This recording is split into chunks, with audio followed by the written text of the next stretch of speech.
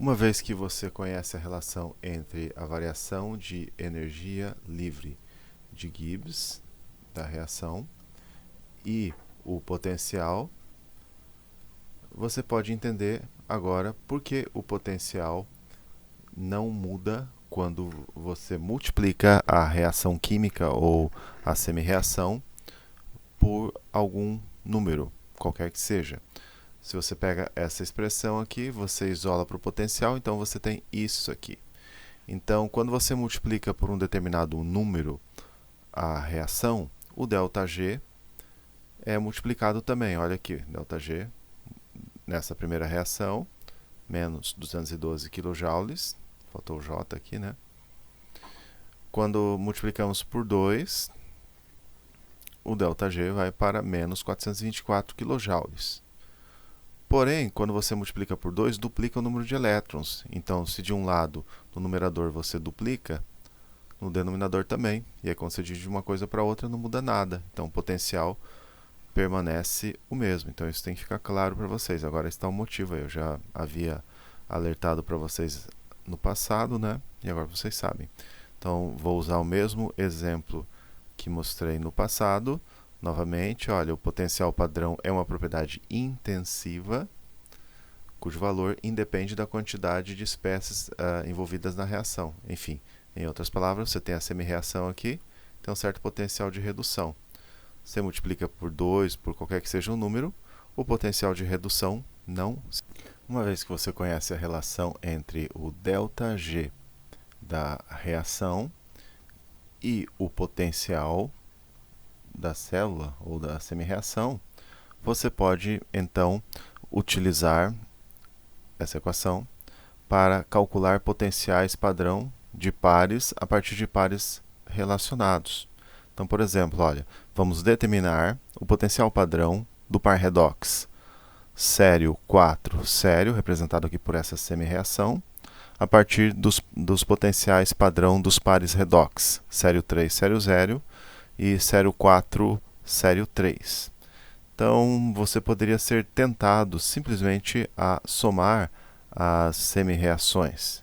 E aí você estaria incorrendo em erro. Vou mostrar para vocês aqui e justificar. Então, olha, se você for somar as semi-reações, simplesmente você simplificaria aqui e aqui.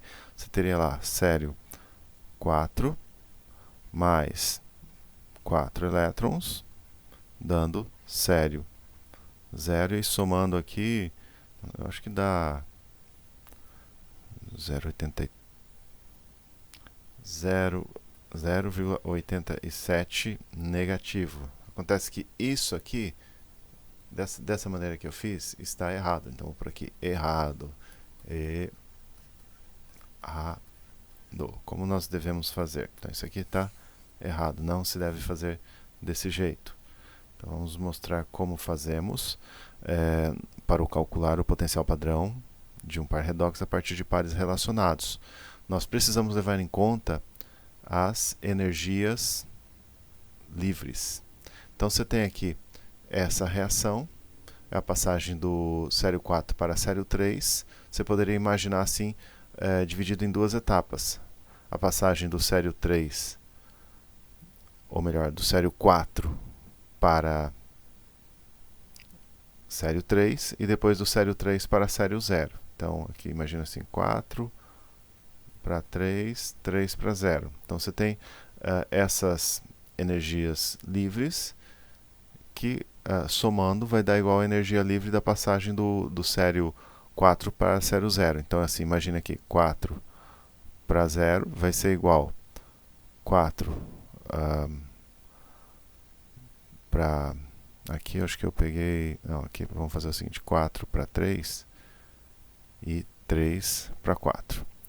Então, você sabe que o ΔG você calcula desse jeito. Então, você substitui aqui o N para a passagem do NOx 4 para 0.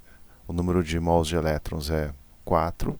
Para a passagem de 3, de 3 para 0 é 3. E de 4 para 3 é 1. Você substitui e você tem isso aqui.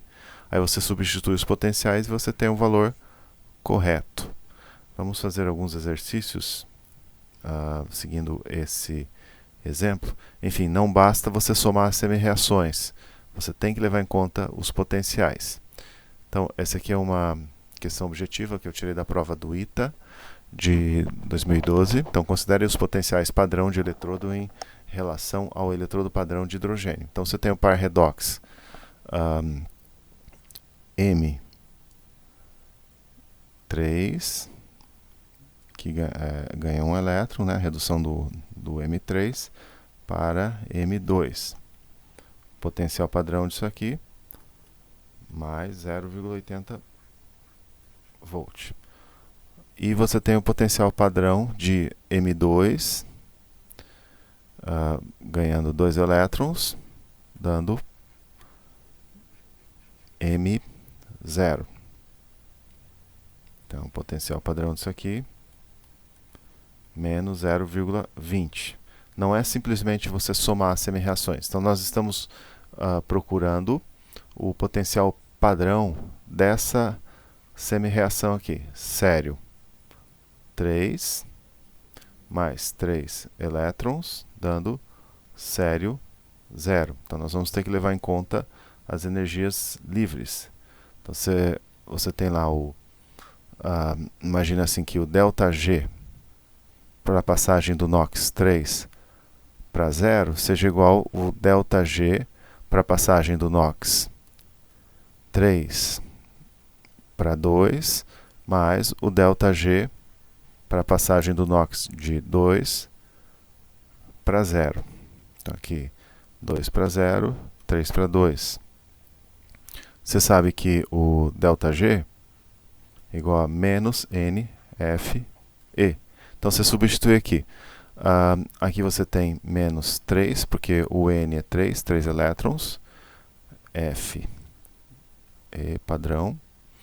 Vamos chamar isso aqui de A, isso aqui de B, isso aqui de C. Então do A eu não sei, o potencial do A, dessa semi-reação A eu não sei. Igual menos 1 NF, potencial padrão de B, menos 2, 2 elétrons aqui, né? Menos 2 NF, potencial padrão de C. Então você pode dividir tudo por F. Vamos pensar aqui. Se eu dividir por F, eu consigo isolar então o potencial de A, que vai ser então potencial de B mais 2 vezes potencial de C sobre 3. Então, o B é o quê? O B é a passagem de 3 para 2. Então, é 0,80. Então, 0,80 mais 2 vezes 0,20. Só que esse 20 aqui é negativo, né? E eu divido isso por 3. Então, isso aqui, potencial de A, vai ser igual a 0,80 menos 0,40 dá 0,40. Dividido por 3, então dá 0,33 volt positivo. E aí nós procuramos a resposta ali.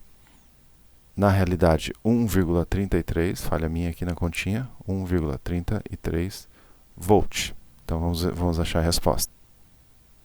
Aqui está resolvido. Próxima aula nós vamos fazer outros exercícios desse mesmo assunto. Até lá.